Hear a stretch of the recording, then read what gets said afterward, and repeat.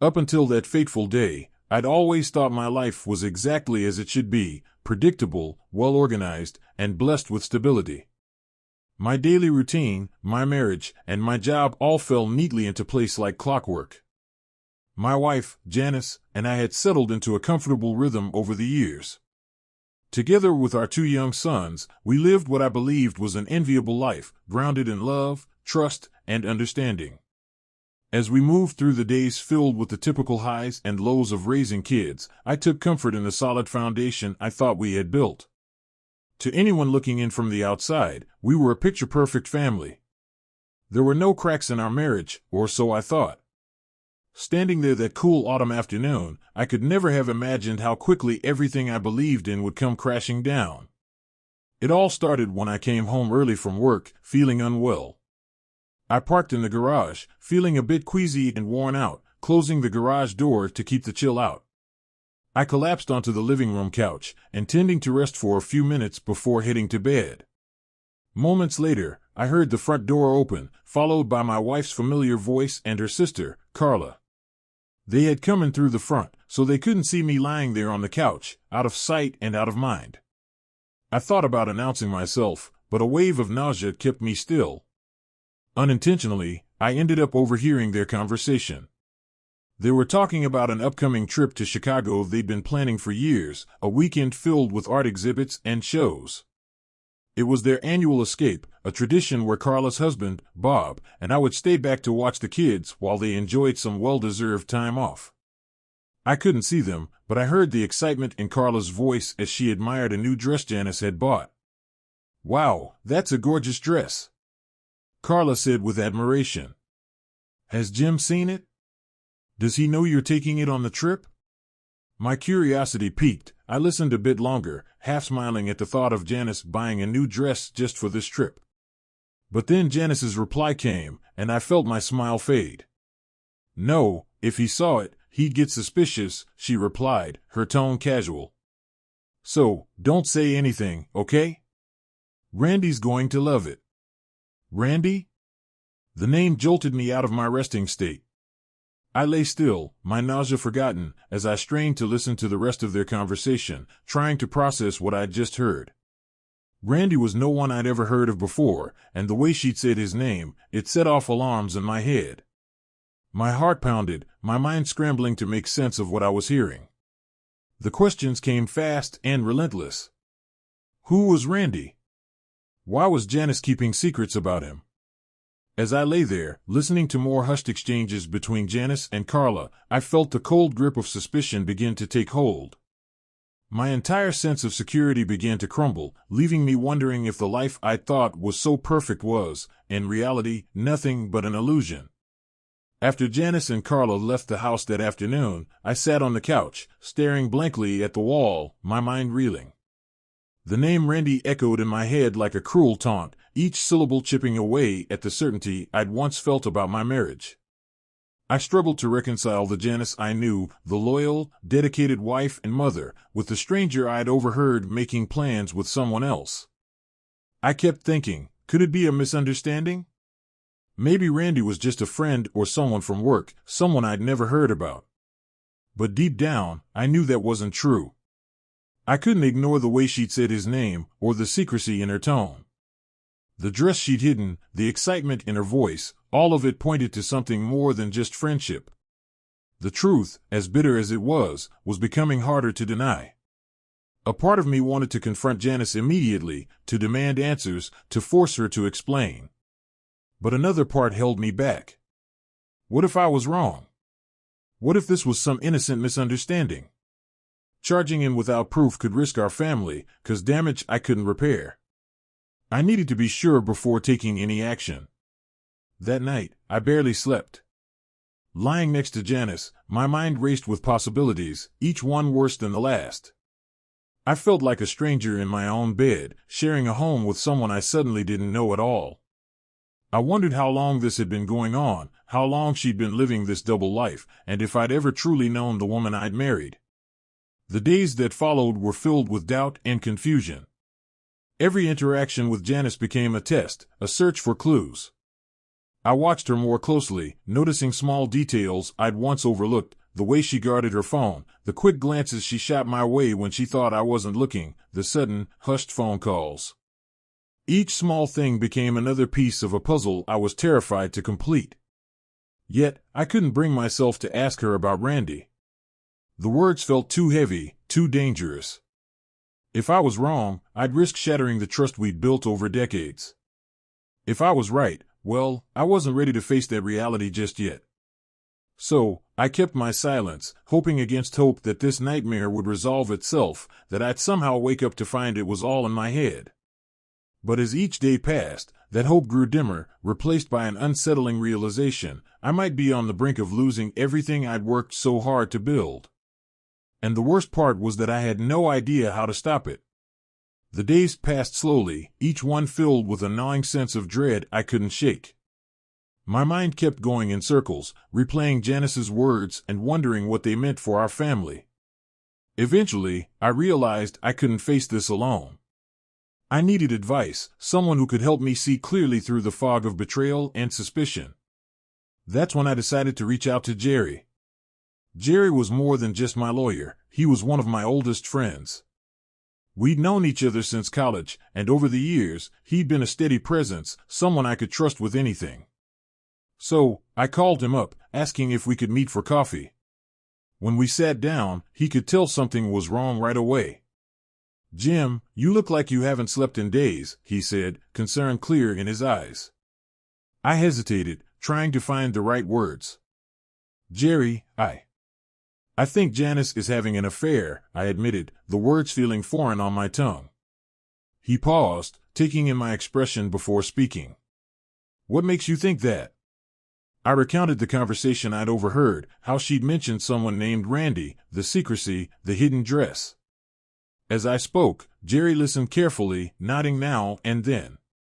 When I finished, he sat back, his face a mix of sympathy and seriousness. "Jim, this isn't easy to hear, but you need to prepare yourself. If there's a chance she's been unfaithful, it's important you don't jump to conclusions without proof.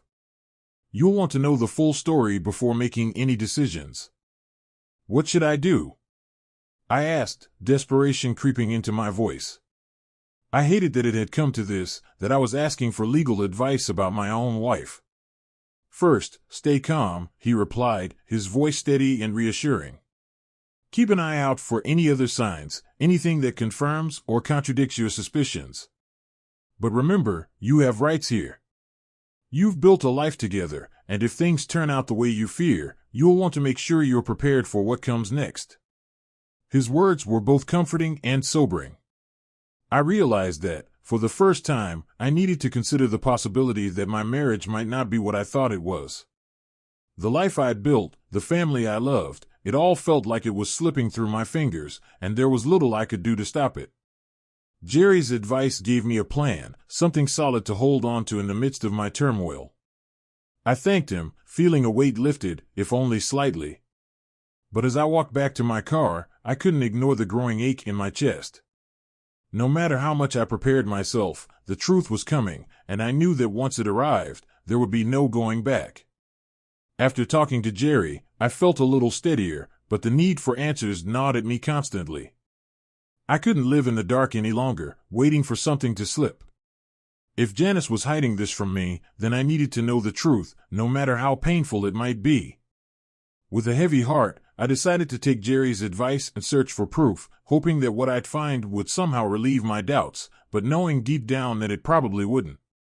One evening, when Janice was out, I sat down at our computer, her login details swimming in my mind. Janice wasn't one for secrecy, or at least she hadn't been until recently, so her email and social media were easy to access. My heart raced as I clicked through her inbox, feeling the weight of guilt and dread. I'd never crossed this line before, never felt the need to question her loyalty.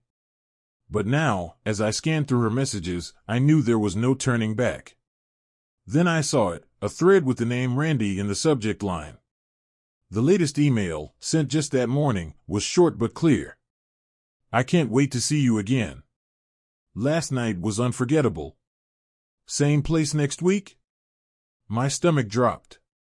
My eyes scanned over every word, and with each line, the reality of her betrayal hit me harder. There were emails going back months, even small details of their meetups that left nothing to the imagination. The man I'd heard her mention in passing, the man I'd been hoping was a friend or colleague, was something much more. I closed the emails, unable to read further. My mind was spinning, caught between disbelief and a cold fury that was hard to contain. Janice, the woman I had built my life with, was living another life right under my nose. Everything I thought I knew felt like a lie, and I was left wondering how long she had been pulling the strings, playing the role of wife and mother while secretly giving herself to someone else. When she came home that night, I could barely look at her. Every word she spoke felt like salt in the wound, a reminder of the lies I'd uncovered. Part of me wanted to confront her right then and there, to lay it all out and demand answers. But I knew that wasn't enough. I needed time to process, to decide how to move forward. As I lay in bed that night, pretending to be asleep while she lay just inches away, I felt like a stranger in my own life. The world I thought I knew had shifted, and all that was left was a painful emptiness, a reminder of the betrayal that would change our family forever. The day after uncovering Janice's emails, I still felt numb, as if I were moving through a haze. There was no going back to how things were, no way to unsee what I'd read. I knew that I couldn't carry this weight alone. The only person who came to mind was Bob, Janice's brother. He'd always been a good friend to me, and, in his own way, he'd been like a brother I'd never had. I knew he deserved to know, especially if what I suspected also involved his wife, Carla. I invited Bob over that evening, keeping my tone casual, even though my hands were shaking. When he arrived, I wasted no time. "Bob, there's something I need to tell you, something I found out about Janice. And it might involve Carla too." He looked at me, confused, his brow furrowing. "Jim, what are you talking about? Involve Carla, how?" Taking a deep breath, I recounted everything, the overheard conversation, the emails, the plans Janice and Carla had been making. I watched as his face transformed from confusion to shock, then anger. Bob shook his head, disbelief etched across his face. "Are you saying Janice is having an affair? And that Carla might be involved?" I nodded, feeling the weight of my own words. "I can't say for sure about Carla, but I have a feeling she knows more than she's letting on. And if she's been helping Janice cover this up, then it's likely she's complicit." Bob's hands clenched into fists, his face tight with frustration. "I never would have believed it. Carla and we've had our issues, sure, but I thought I could trust her." He paused, the gravity of the situation sinking in. "Do you have proof?" "I found emails," I replied, my voice low. "Between Janice and a man named Randy. There's no mistaking what they're about." For a long moment, neither of us spoke, the weight of the betrayal settling over us like a heavy fog. Bob looked down, shaking his head. "If Carla's involved in this, I need to know the truth. I need to find out how deep this goes." We sat in silence, each lost in our own thoughts, processing the reality of our broken marriages. Together, we agreed that the only way forward was to uncover everything, every secret, every lie. There was no way we could continue on without knowing the truth, no matter how painful it might be. By the time Bob left that evening, we'd formed a silent pact. We would support each other through this, work together to expose the truth, and, if necessary, confront Janice and Carla together. This betrayal ran deeper than either of us had anticipated, and the only way to face it was side by side. After talking to Bob, it became clear that this betrayal went far beyond the bounds of a typical affair. We both had to confront an uncomfortable, gut-wrenching question that neither of us could ignore. What if the children we'd raised, loved, and cared for weren't biologically ours? The idea was almost too painful to consider, but with all the lies that had come to light, anything seemed possible. A few days later, Bob called me. His voice was steady, but I could sense the turmoil underneath. "Jim, I've been thinking. We can't just sit here waiting for answers. We need to know if our kids, if they're really ours." I nodded, even though he couldn't see me. I had already been struggling with the same thought. I know, I replied, feeling the weight of each word. I don't want to doubt them, Bob, but if we're ever going to move forward, we need the truth. After a long conversation, we decided to arrange paternity tests. It was a cold, clinical step to take, but one we both felt was necessary. The tests would give us the answers we needed to face the future, whether it was with or without the stability we'd known. The process was discreet and quick, but the wait for the results felt like an eternity. Each day stretched on, filled with a tension that was almost unbearable. Around the house, I found myself looking at my children differently, not because I loved them any less, but because I now carried a nagging fear that they might not truly be mine. Every innocent question from them, every call of Dad, tugged at my heart, reminding me of what I stood to lose. I hated myself for doubting, but the betrayal had planted a seed of suspicion that was impossible to ignore. Bob and I kept each other updated, checking in every day as the test results grew closer. We had promised to be there for each other, no matter what those results revealed. It was a strange kind of camaraderie, bonded by betrayal and a shared determination to find the truth. On the morning the results were due to arrive, I could barely focus on anything else. My heart felt like it was lodged in my throat as I sat down with the envelope in my hands. Whatever was inside would define the rest of my life. It would either confirm my worst fears or grant me a small sliver of relief. I wasn't sure which outcome would be easier to accept. With trembling hands, I opened the envelope, bracing myself for what lay ahead. I sat alone in my office, the test results in my hands, the paper trembling slightly as I unfolded it. My heart pounded with an anxious rhythm, a blend of fear and desperate hope that somehow everything would be all right. But as my eyes scanned the page, my worst fears were confirmed. One of my children was not biologically mine. It felt like a punch to the gut, a betrayal so profound it left me numb. I sat there, staring at the paper, the words blurring as I struggled to process what I was reading. Not long after, Bob called. His voice was tight, his words halting as he told me he'd received his results, too. He was in the same situation, one of his children wasn't his. There was a long silence as we both grappled with the reality that our lives had been upended in ways we'd never imagined. The anger, the hurt, the sense of betrayal, it was overwhelming, but through it all, a steely resolve formed within us both. Jim, I don't know how I'm going to face Carla, Bob said quietly, his voice filled with a mixture of anger and pain. But we can't keep going on like this. We need to confront them, get the truth, every last bit of it. I agreed, feeling my own anger sharpen. We'll face them together, Bob. No more secrets, no more lies. They owe us the truth. We set a time for Janice and Carla to come over the following evening, intending to confront them in one decisive, final conversation. There would be no hiding behind excuses or evasive words this time. The evidence was irrefutable, and we deserved answers. I spent the rest of the day preparing, steadying myself for the conversation I knew would forever alter the course of our lives. That night, as I sat at the dinner table with my children, I felt a new determination take root. The love I had for them remained unchanged, even if the blood that ran through their veins wasn't entirely mine. They were still my children, and nothing could change that. But I would no longer be the passive bystander, the unsuspecting husband blindsided by lies.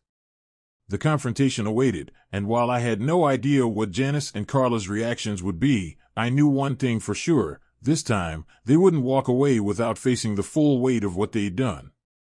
They had fractured our lives, betrayed our trust, and now they would be forced to face the consequences. The next day couldn't come fast enough.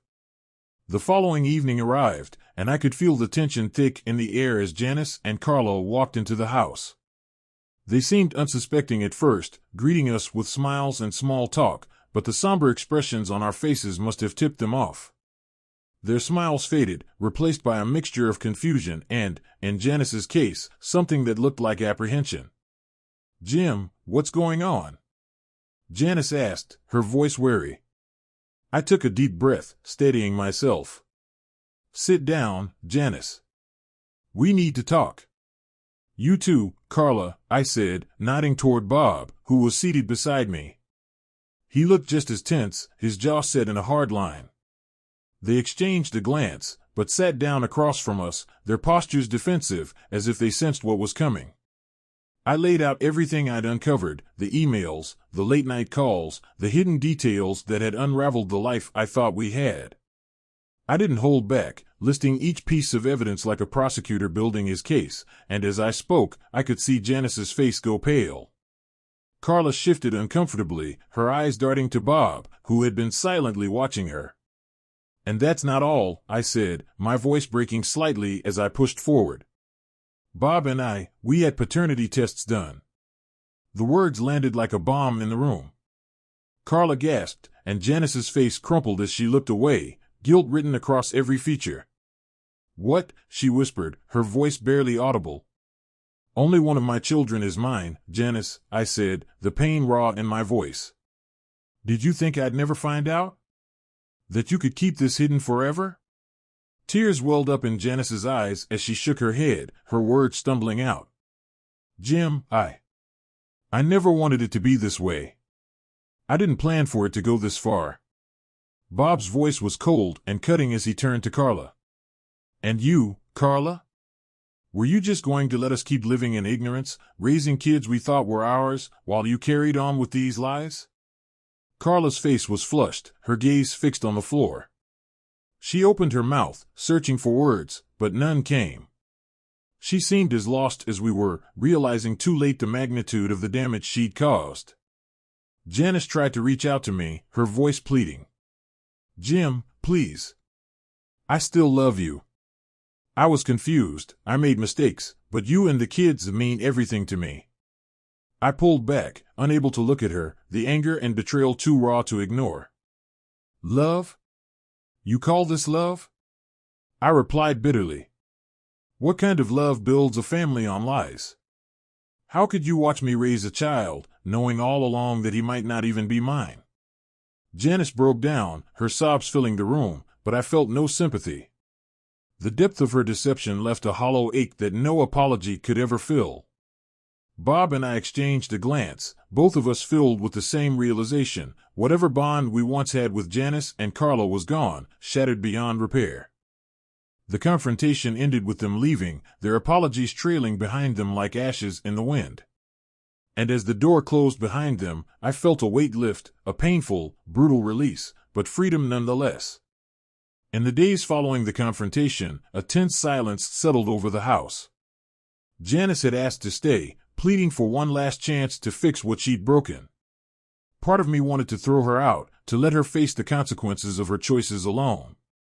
But for the sake of our children, and because a small part of me still clung to the life we'd built, I agreed to let her stay, on strict conditions. One evening, we sat down to talk, this time with no room for half-truths or hidden agendas. Janice looked worn, her face drawn with guilt, but I wasn't ready to soften. I laid out my terms clearly. If she wanted to remain in the family, she had to be fully transparent, no exceptions. That meant cutting off all contact with Randy, giving up any claim to privacy in her communications, and undergoing therapy to address her actions. I demanded honesty, consistency, and, above all, a willingness to confront the damage she'd caused. Janice listened, nodding as I spoke, her face a mix of remorse and determination. Jim, I understand. I'll do whatever it takes. I just want a chance to make this right, she said, her voice trembling. Making it right felt like an impossibility, but I was willing to give her the opportunity, if only for the kids. They'd been through enough turmoil, and the thought of tearing apart their lives further was too painful to bear. But deep down, I knew this would be a long, uphill battle, one that might not end the way either of us hoped. We began counseling, facing weekly sessions where Janice was forced to confront the choices that had led us here. Each session dredged up painful memories and accusations, leaving us both emotionally raw. She apologized repeatedly, trying to explain the emptiness she'd felt, the thrill she had found in her affair, the connection she claimed she'd lost with me. Her words were difficult to hear, each one chipping away at the image I'd held of her for so many years. At home, things were cold and distant. The trust that had once come so easily was gone, replaced by a fragile truce held together only by necessity. I felt like I was living with a stranger, someone who looked and sounded like Janice but was far removed from the woman I'd married. We went through the motions, sharing meals and attending school events for the children, but the warmth and comfort of our marriage was nowhere to be found. The kids sensed the tension too, though we did our best to shield them from the worst of it. But there was no hiding the coldness in our conversations, the careful distance we kept from one another. We were a family in name alone, a fractured version of what we'd once been. With each passing day, I questioned whether this strained reconciliation was worth the effort. Janice was trying, that much was clear, but the damage felt irreparable. As much as I wanted to forgive her, to find a way back to the love we'd once shared, I couldn't shake the memory of her betrayal, the knowledge that she had chosen someone else over me. In the end, I knew that only time would reveal whether we could truly rebuild, or if this fragile truce was destined to crumble. And as I looked into her eyes, I wondered if either of us truly believed in the possibility of a fresh start. Months passed in a tense, hollow version of the life we'd once shared. Janice followed the conditions I'd set, attending counseling and cutting off contact with Randy. She apologized every chance she got, doing her best to prove her commitment to our family. But despite her efforts, something had fundamentally changed within me. The love I'd once felt, the trust, the comfort, had been replaced by a guardedness I couldn't shake. The therapy sessions began to feel more like a performance than genuine healing. Janice was putting in the work, but her actions couldn't erase the reality of what had happened. I realized I was holding on for the kids' sake, hoping that one day I'd be able to forgive her fully. But every time I looked at her, I was reminded of the betrayal, the months of lies, the life she'd lived behind my back. One evening, as I sat in the quiet of our home, I made a decision. I couldn't keep living in this half-life, bound by the past and trapped in a marriage that no longer felt real. I'd fought to hold my family together, but sometimes letting go was the only path to true healing. I decided it was time to move forward, separately. When I told Janice, she looked at me with tears in her eyes, nodding as if she'd known this was coming all along. "I understand, Jim," she whispered. "I know I broke something that can't be fixed." We agreed to separate amicably, for the sake of the children. The divorce process was painful but straightforward, and we both prioritized the kids, working to provide them with a sense of stability even as our marriage came to an end. Jason and Emma were old enough to understand some of what was happening, and we explained it to them gently, reassuring them that we'd always be there, even if things would be different now. In the months that followed, I found a new peace settling into my life. I kept close to my children, rediscovering the joys of fatherhood without the weight of a broken marriage. Slowly, I began to heal, finding new routines and focusing on the things that brought me fulfillment. I realized that, in letting go of the life I thought was perfect, I'd given myself a chance to build something real, something based on truth, no matter how hard one. And as I stood with Jason and Emma on a quiet weekend morning, I felt a sense of gratitude, knowing that through it all, I'd gained a new beginning, a fresh start that was entirely my own. The road ahead was unknown, but for the first time, I looked forward to it, free from the shadows of betrayal and ready to live life on my terms.